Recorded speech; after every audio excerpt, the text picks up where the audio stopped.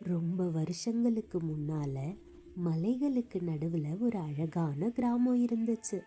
அந்த கிராமத்தில் முத்தையான்னு ஒரு ஏழை விறகு வெட்டி இருந்தான். அவனுக்கு கண்மணின்னு ஒரு அழகான மனைவியும் பொம்மின்னு அழகான ஒரு குட்டி பெண் குழந்தையும் இருந்தாங்க.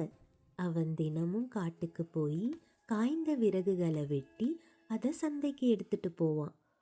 அப்படி அவன் எடுத்துட்டு வந்த விறகுகளை எல்லாம் சந்தையில் விற்றுட்டு அதில் கிடைக்கிற காசை வச்சு வீட்டுக்கு தேவையான காய்கறிகளை அவன் வாங்கிட்டு போவான். இப்படியே அவன் குடும்பத்தோட அவன் ரொம்ப சந்தோஷமாக வாழ்ந்து வந்தான். இப்படி இருக்கும்போது ஒரு நாள் வழக்கம் போல முத்தையா தான் வீட்டு முன்னாடி விறகுகளை வெட்டிட்டு இருந்தான். அப்போ கண்மணி அங்க வந்து முத்தையாவை கூப்பிட்டா. என்னங்க, கொஞ்சம் உள்ள வாங்க, உங்ககிட்ட பேசணும். இதோ வந்துட்டமா. இங்க பாருங்க, வீட்ல அரிசி பருப்பு காய்கறின்னு எதுவுமே இல்லை, எல்லாமே தீர்ந்துருச்சு. அடுத்த வேளை சமைக்கிறதுக்கு கூட வீட்ல எதுவுமே இல்லை. நீங்க சீக்கிரமா காட்டுக்கு போய் விறகுகளை வெட்டி வித்துட்டு வீட்டுக்கு தேவையானதெல்லாம் வாங்கிட்டு வாங்க. சரிம்மா, நான் இப்பவே காட்டுக்கு விறகுகளை வெட்ட போறேன் அப்படின்னு சொல்லிட்டு முத்தையா காட்டை நோக்கி நடக்க ஆரம்பிச்சான். அவன் காய்ந்த விறகுகளை தேடி காட்டுக்குள்ள ரொம்ப தூரம் போயிட்டான்.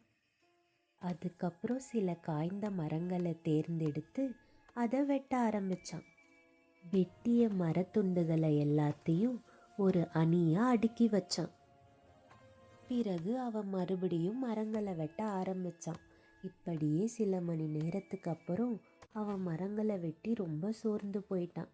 அதனால காட்டுக்குள்ள எங்கேயாச்சும் தண்ணி கிடைக்குமான்னு பார்க்கறதுக்காக அவன் போக ஆரம்பிச்சான். அவன் ரொம்ப தூரம் தேடி அலைஞ்சும் அவனுக்கு எங்கேயுமே தண்ணி கிடைக்கல. அதனால ஒரு இடத்துல அவன் சோர்ந்து போய் உட்காந்துட்டான். அப்பா அவனோட கண்களுக்கு புதருக்கு நடுவில் ஒரு பாழடைஞ்ச கிணறு இருக்கிறது தென்பட்டுச்சு. உடனே அவன் அந்த இடத்துக்கு போய் தண்ணீர் ஏதாச்சும் கிடைக்குமானா அந்த கிணத்தை எட்டி பார்த்தான். தண்ணி ரொம்ப அடியில் இருந்ததால் தண்ணியை எப்படி மேலே எடுக்கிறதுன்னு அவன் யோசிச்சுட்டு இருந்தான். அப்போ அவனுக்கு கிணத்துக்குள்ள இருந்து ஏதோ விசித்திரமான ஒரு சத்தம் கேட்டுச்சு. மனிதா, நான் ஒரு அதிசய கிணறு. அதை கேட்டதும் முத்தையா பயத்தில் உறைஞ்சு போயிட்டான். பயப்படாதே மனிதா, நான் உன்னை ஒன்றும் செய்ய மாட்டேன். இந்த கிணற்றில் 2 வெள்ளி நாணயங்களை போட்டு உனக்கு தேவையான 2 வரங்களை கேள். அதை நான் உனக்கு கொடுப்பேன். நினைவில் வைத்துக்கொள், 2 வரங்கள் மட்டுமே. இப்படி அந்த கிணறு பேசினதை கேட்டதும் முத்தையா யோசிக்க ஆரம்பிச்சான். பிறகு சோதிச்சு பார்த்துடலான்னு முடிவெடுத்தான். முத்தையா தான் பைக்குள்ள இருந்து ஒரு வெள்ளி நாணயத்தை எடுத்து கிணத்துக்குள்ள சுண்டி விட்டு இப்படி கேட்டான். அதிசய கிணறி, எனக்கு ஒரு வண்டி நிறைய தங்க நாணயங்கள் வேணும். அவன் கேட்டது போலவே ஒரு வண்டி நிறைய தங்க நாணயம் வந்து அவன் முன்னாடி நின்னுச்சு. இதை பார்த்ததும் அவன் கண்ணை அவனாலே நம்ப முடியல. அப்படியே அவன் ஆச்சரியத்துல மூழ்கி போயிட்டான். பிறகு அவன் அடுத்த வாரம் என்ன கேட்கலான்னு யோசிச்சான். அப்பதான் அவனுக்கு ஒரு விஷயம் ஞாபகம் வந்துச்சு. அவன் போற வழி நெடுக்க திருடர்கள் தொல்லை ரொம்ப அதிகமா இருக்கும்.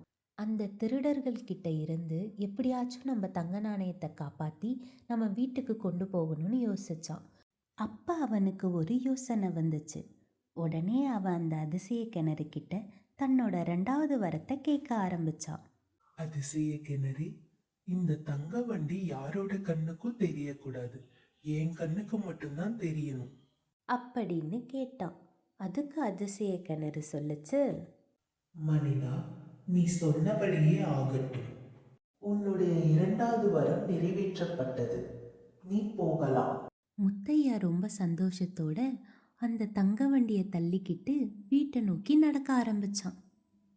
முத்தையா ஊருடைய எல்லை பகுதியை அடைஞ்சதும் அவனை திருடர்கள் பின்தொடர்றத அவன் கவனிச்சான். திருடர்கள் அவனை சோதிச்சு பார்த்துட்டு அவன்கிட்ட எதுவும் இல்லைன்னு அவனை விட்டுட்டு போயிட்டாங்க. கண்மணி, கண்மணி, இங்க பாரு, நான் என்ன கொண்டு வந்திருக்கேன் பாரு. ஆஹா, இத பார்த்து நீ ரொம்ப ஆச்சரியப்பட போற. இனிமேல் நம்ம வாழ்க்கையில கஷ்டமே இல்லை. நம்ம ரொம்ப சந்தோஷமா வாழப் போறோம். இனிமேல் நான் விறகு வெட்டி கஷ்டப்படணும்னு எனக்கு எந்த அவசியமும் இல்லை. என்னாச்சுங்க உங்களுக்கு? நீங்க பேசுறது எதுவுமே எனக்கு புரியலையே. என்ன கண்மணி சொல்ற?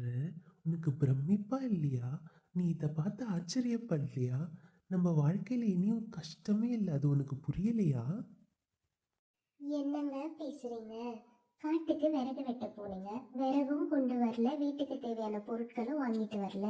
வந்ததுல இருந்து புரியாத மாதிரியே பேசிக்கிட்டு இருக்கீங்க. உங்களுக்கு என்னாச்சு? என்ன கண்மணி, உன் கண்ணு முன்னாடி இவ்ளோ தங்கம் இருக்கு, அது உன் கண்ணுக்கு தெரியலையா? என்னதாங்க ஆச்சு உங்களுக்கு? இங்க ஒண்ணுமே இல்ல. என் கண்ணுக்கு எந்த தங்கமும் தெரியல. அப்படி அவன் மனைவி சொன்னதும் அப்பதான் அவனுக்கு ஒரு விஷயம் ஞாபகம் வந்துச்சு. அவன் 2வது வரமா அந்த அதிசய கிணறு கிட்ட இந்த தங்கம் என் கண்ணுக்கு மட்டும்தான் தெரியணும், வேற யார் கண்ணுக்கும் தெரியக்கூடாதுன்னு கேட்டுக்கிட்டான். அவன் கேட்டது போலவே ஆயிடுச்சு. இப்போ இந்த தங்கம் அவன் கண்ணுக்கு மட்டும்தான் தெரியுது, வேற யார் கண்ணுக்கும் தெரியல. ஐயோ, இப்ப நான் எவ்வளோ பெரிய தவறு பண்ணிட்டேன். முட்டாள்தனமான வரங்களை கேட்டுட்டனே. இப்போ இந்த தங்கம் எனக்கும் பயன்படாது, என் வாழ்க்கைக்கும் பயன்படாது, என் குடும்பத்துக்கும் பயன்படாது. இதை வச்சு இனி என்னால் ஒன்றுமே பண்ண முடியாதே. இது என் கண்ணுக்கு மட்டும்தானே தெரியும். ஐயோ கடவுளே, இந்த தங்க நாணயங்களை விற்கலான்னு போனா அந்த வியாபாரி கண்ணுக்கும் இந்த தங்கம் தெரியாதே. எனக்கு கிடைச்ச இந்த பொன்னான வாய்ப்பை நான் தவற விட்டுட்டனே. ஐயோ ஐயோ. அப்படின்னு சொல்லி ரொம்ப மனசுடைஞ்சு அழுதான். குழந்தைங்களா, இந்த கதையில இருந்து நம்ம என்ன தெரிஞ்சுக்கலாம்னா, நமக்கு கிடைக்கிற வாய்ப்புகளை நம் வாழ்க்கைக்கு பயனுள்ளதா நம்ம மாத்திக்கணும். அதே போல எல்லா இடங்களிலும் நாம் சிந்தித்து செயல்பட வேண்டும். மீண்டும் வேறொரு நல்ல கதையுடன் உங்களை சந்திக்கிறேன். நன்றி.